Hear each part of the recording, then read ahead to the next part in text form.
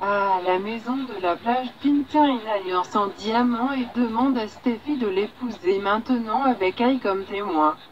Steffi dit qu'elle aime Finn et ses manières romantiques, mais demande: il veut vraiment juste se lancer dans ça? Elle ne dit pas non, mais n'a même pas encore rencontré sa famille et se demande s'il y a une raison pour laquelle il ne veut pas avoir un grand mariage. Finn le nie et promet à Steffi un grand mariage si elle le veut, mais lui demande si son attente a quelque chose à voir avec Liam. Steffi calme les soupçons de Finn en lui rappelant que Liam est simplement le père de Kelly et accepte de se marier une fois ses parents à Los Angeles. Finn semble mal à l'aise et n'a pas l'air pressé d'y arriver. Brooke est photographiée pour un shooting pour un magazine chez Forrester par la photographe réelle Hélène Fonouver. Après qu'elle ait remercié Hélène et l'ait proclamée la meilleure, Ridge les rejoint. Hélène remarque immédiatement leur alchimie et convainc Ridge de rejoindre Brooke pour d'autres photos.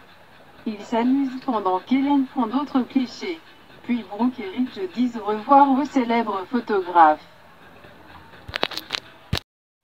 Ridge et Brooke se dirigent vers le bureau principal où Brooke commande garder Ridge sur ses gardes en ne mettant pas au courant de la séance photo.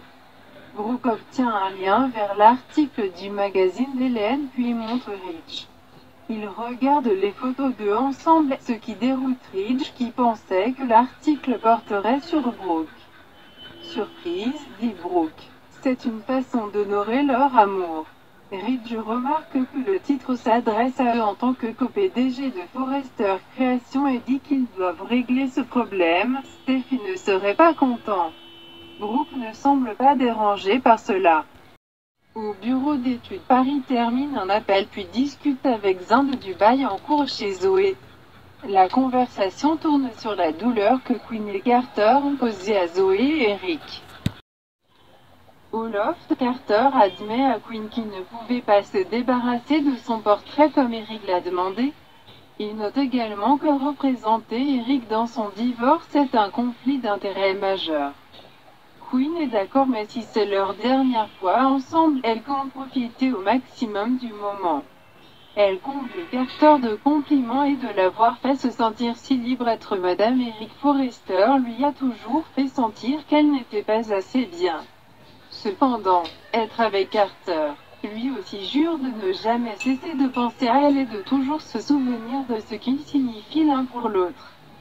Quinn séduit Carter avec des mots, puis dit: nous ne pouvons pas, il y a trop en jeu. Un jour, il reconstruira sa réputation et trouvera un beau modèle chez Forrester avec lequel créer une vie. Carter dit: ce n'est pas ce que je veux. Quinn demande: qu'est-ce que tu veux? Après qu'il l'ait embrassé, ils se dirigent vers le canapé et font l'amour. Par la suite, Quinn admet que même s'il continue d'essayer de s'éloigner et d'avancer, elle veut rester avec lui.